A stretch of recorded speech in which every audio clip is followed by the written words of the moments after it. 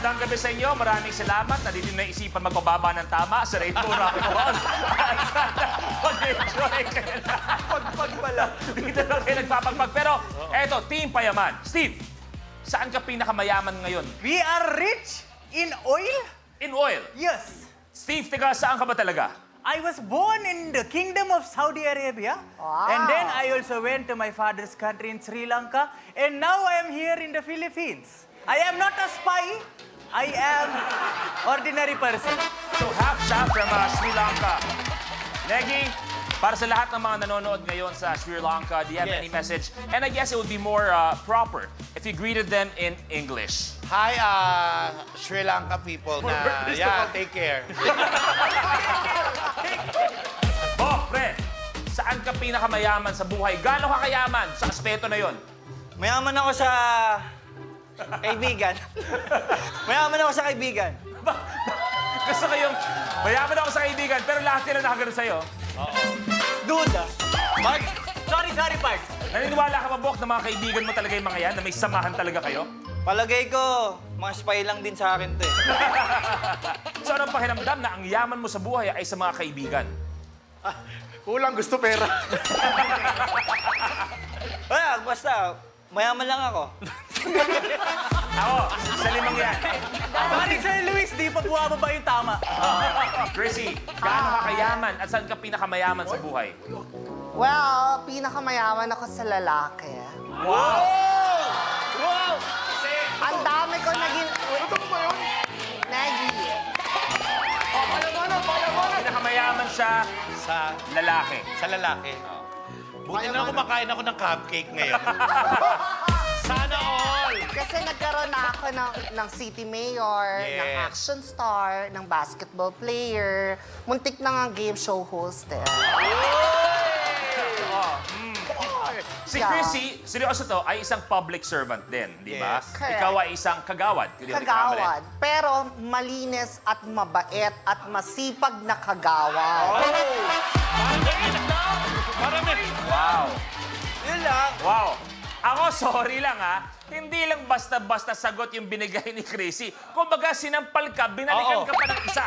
O, pues, ako sabihin ko rin, isa rin akong kagawad. Okay. Mabait, maalaga sa aking sa mga nasasakupan.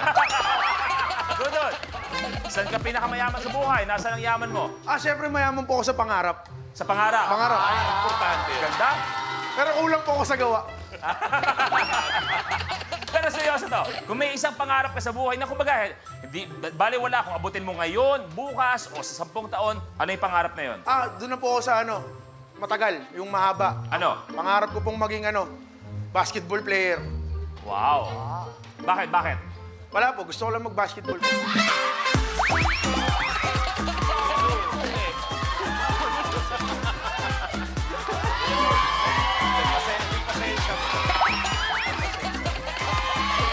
Wait na ako maala sa inyo. Dalawang cheeseburger nga, saka...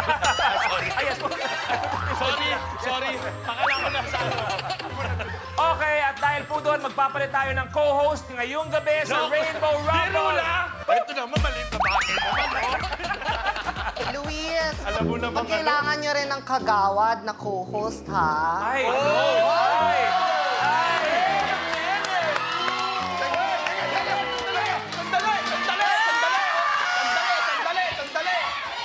Tingnan ko ba Dali yan.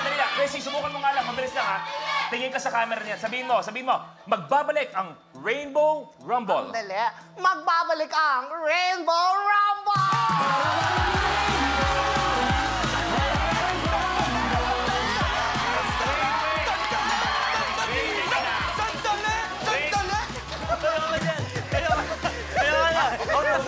Legi, minahanap na. Teka lang, wait lang. Try ko lang uli. Magbabalik ka.